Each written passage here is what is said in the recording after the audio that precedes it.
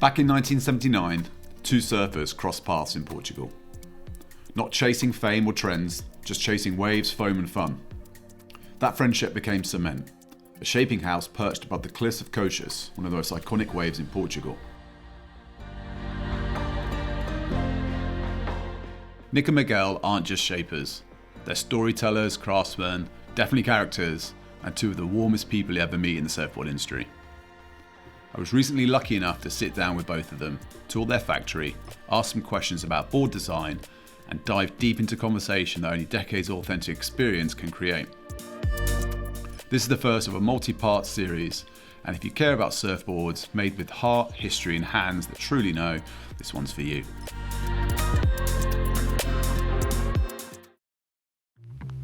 My name is James Davis. I'm originally a skydiver, and for over 10 years I competed and travelled around the world. When I started jumping, wind tunnels were just coming online, and they completely changed how people learned. So when wave pools began to appear, I wanted to see if we could do the same thing for surfing. Now this channel is about finding and showing the hidden gems that move the dial from great surfers and coaches, so everyday surfers can unlock new levels of progression, confidence and fun. My name is Uricchio. Here in Semente Surfboards in Hiddem, which is a bit north of Ericeira, in Portugal, surfboard factory. I'm Miguel, Nick's partner. So we started doing Semente Surfboards. That's what we started to do, like 1982. And we're still here. We're still here in the Hiddem. That was the beginning and not the end yet.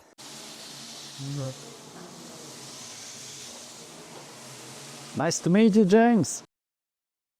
We have some amazing sit-down interviews, shaper conversations about board designs, but in this vlog, we're going to focus on the production process, with just one fascinating snippet on board design later on in the vlog. So let's start from the beginning.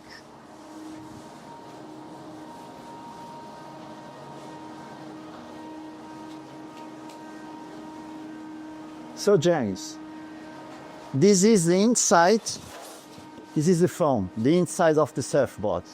You can on different sizes and different thicknesses, depend of the client what he wants. It may seem like an overlooked topic, but the type of foam used to make a board is clearly an important decision. Most of us know about epoxy and PU, but it is interesting to hear the people that really know their stuff talk about the different blanks and materials they've chosen to go into their boards. Is that PU? Is it? Sure about that? Our little secret thing was we used Brazilian Texel foam. And I think it's kind of, when you write it, it's a little bit between a PU and an epoxy in its liveliness. Like we're doing surfboards for 43 years. So we've been using Clark foam. I don't know if you heard about it. It was at that time, Clark foam and Burford foam. From Australia, you also used Bennett foam, used many foams. We used all foams already. Nowadays, we are using Formula 1 foam, it's a Portuguese foam, and Texel foam, a Brazilian foam. Clearly, these guys are tapped into the same level of quality and care as one of the world's most famous shapers. The same could also be said about the resins and fiberglass they use. Okay, the resin we're using Silma. That's the world-known resin, you know, that's American resin, Silma. And then the fiberglass you use Hexel, also very known, also American. Next step is cutting of the blanks. We have a cutting machine, and then you go have a look, and we put cutting on the machine. You go have a look, the design on the machine that Nick does, and then comes like that from the machine. How much of the board is cut by the machine? 80% of the board and 20% hand finished? 70% or 30%, yes. Perhaps 60, 40, 70, 30, but there are machines that they do like 90, 95. Nick also told me later that how dialed in a shaper is to the machine is also an important factor.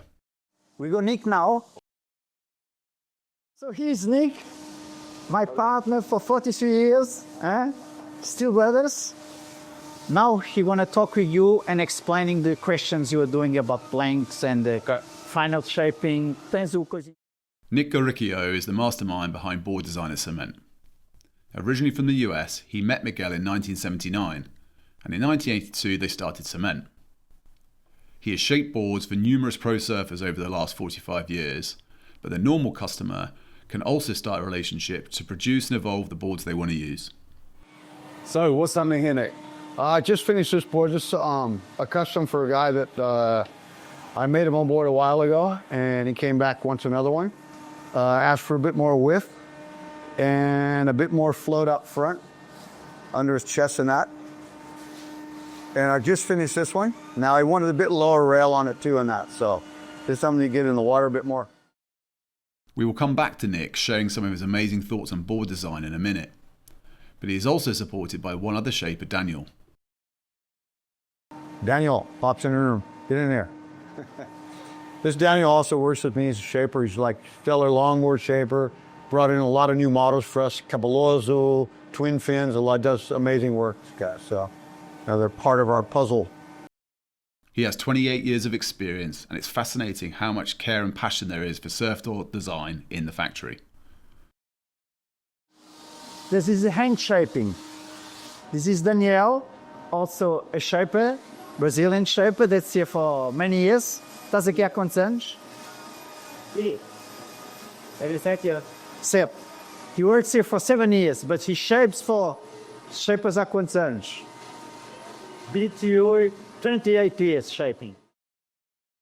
Most people have seen a shaping bay online and understand that the low lighting has been set up on purpose so the shaper can use the shadows to create and see all the concaves, rocker lines and rail designs of a board. This must be really these blue, the rooms, the shaping rooms. So you can see like to be really correct, all the shadow, like the lights must have this level.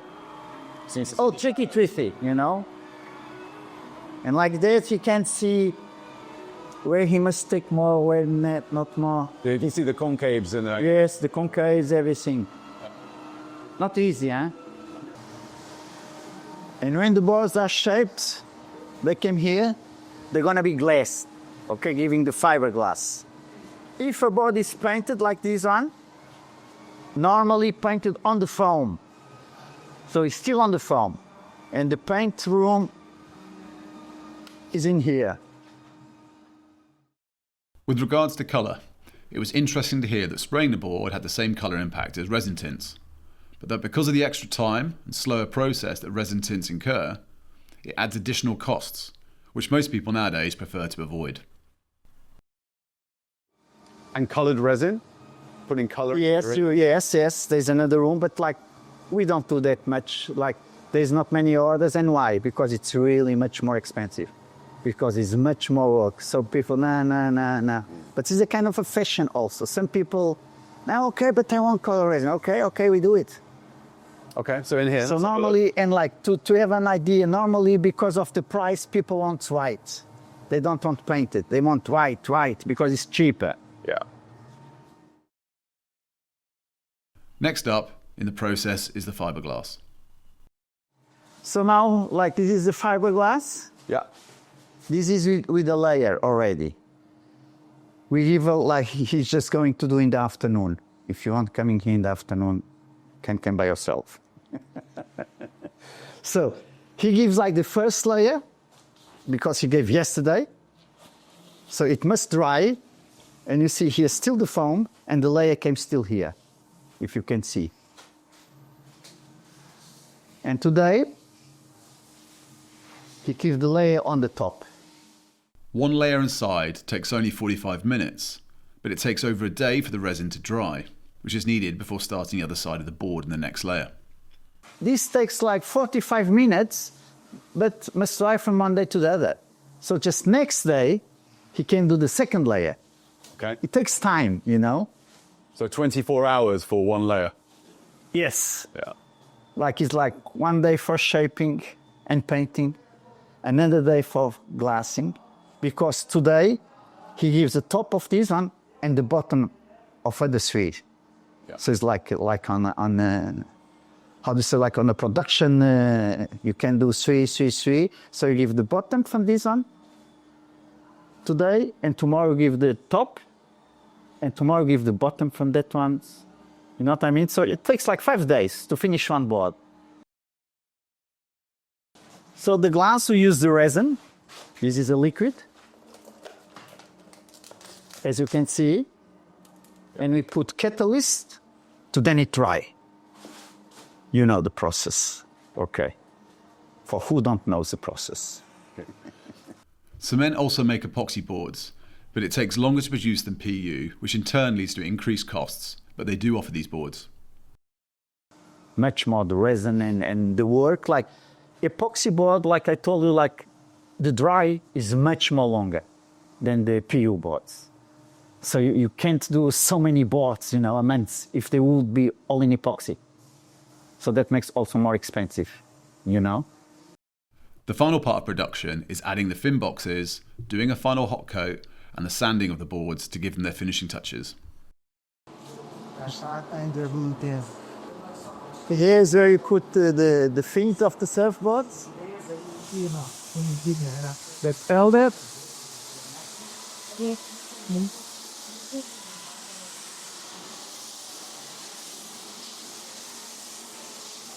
In this room, we give the last resin coat.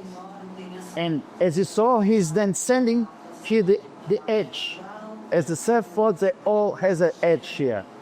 So he's sanding the edge. Before we finish the vlog, I wanted to share one part of a much longer conversation with Nick about board design that I thought was fascinating. Nick talked about so many cool philosophies, but this conversation about rail design, how a board can have a different rocker in the middle of the board compared to the rocker line next to the rail, and how he thinks about concaves was fascinating. Most surfers love hearing about surfboard designs, but we only tend to get the marketing spiel about things like a single into double concave with a V out the back, rather than access the highest level information from shapers like Nick. It was also super interesting to hear him explain how different waves demand different outlines and types of boards. More of these board conversations to come in the next vlog, but for now, enjoy Nick talking about some golden nuggets on how he thinks about board design. I think in boards in general, I mean, if we want to talk about rail designs and that, there's so many different rail designs depending on what boards you're making. I just think everything has a rail that's going to fit that design. If you're making a mid-length, then I'm going to want a bit of a lower rail because they're high volume board, a bit more of a dome deck. Lower the rail, give it, you know, kind of an old school, maybe a 50, 60, 40 rail up front and that. There's, you know, depending on the board you're making, I think the rail design is going to make the difference. I mean, when we moved up here in the beginning, I came up from Costa Rica where I was shaping boards, where the surf is not as intense as, let's say, Eddie said, in big solid waves. We all came up on three fins, 5/8 wide, you know, with the edge way up, way out here on the rail, big bulky rails with the edge way out there. And we're dropping into Coxos in 2-3 meter days. We get down the bottom, we just spin out. So it was, you know, a learning process to find rails that worked in these conditions, outlines that were tapered correctly to fit into more solid, juicy waves and that. So I think the waves, the surfer, and that are going to dictate what rail or what bottom type or what outline type you're going to use. And that's just so, as a shaper, I think, you know, you can have your favorites. You can have your favorite type of rail. Like I like kind of a full rail myself to surf on because I like to push a lot of rail. I'd rather have more resistance on the rail than have a thin, edgy rail. And I think the surfer is going to dictate, and where they're going to take the board is going to dictate where you're going to do in a rail, you know, because going for, if you're looking at, say, a tow-in board, these are completely different. It's a totally different playing field. Rails are way low. You know, you've got fin setups that are parallel as opposed to towed in because of the drag and all that. In surfboards in general, surfboard design, I'm not going to tell you that, hey, 100% up, it's a, you know, roll V in the nose, into single concave, flat back, that's the only way to go. No, I think you have to be versatile. And You know, the fact that you can play around with so many things is amazing in the same board. I can have the same base design of a board and use it for 5 different guys that surf well, just changing the bottom contour and the rails. So I think it's, you know, for me, it's design is just something that's I'm always learning and always changing, you know. Concaves, yeah. Well, I just like the way that into concaves, you know, bring your water through the middle of the board and that, you know, and the speed that you generate from concaves. Double cam concaves, I find I like them better in good waves. You know, they can get a bit sticky. And I think a lot of concave in any board, if you're not a fantastic surfer, can get too sticky for the average surfer. So, you know, a lower concave probably better for, you know, your average Joe, and heavier concave get away with a better surfer on that. And double concave I like a lot, also going from single to double, but, you know, it can get a bit sticky sometimes, depending on wave conditions and that. But I definitely believe in concave. Like this board is made for this guy. You know, he's an average surfer, and he can have a look on this if I can find something flat that won't kill it. Not that edgy. Yeah, there you go. I don't know if you can get down, have a look at that. But this one's kind of a flat back. Starts flat there. Light concave, like I said, this is not too deep. All right. And concave runs pretty much right through it. The entrance concave probably about right there where it'll start. And that's just kind of flat, rolled right in the nose in that. So the thing with concave for me is that I believe in kind of a flattish rocker line. Let me just put it this way. So you have a fast, flatter line to the middle of your board and more curve on your rail. And if you look at concave, you have 2 different rocker lines. You have a rocker line to the middle of your board, and you have a rocker line on your rail. I like to maneuver on your rail and a speed through the middle, pretty much. So that way, you know, it's kind of, and that's something that Slater's taught. A lot of guys have talked about that for a long time, you know. It's just, you know, looking at your board, looking at 2 different rockers. If you look at it like this, you have your rail rocker line, which is more curvy because it goes from flat to concave in the middle.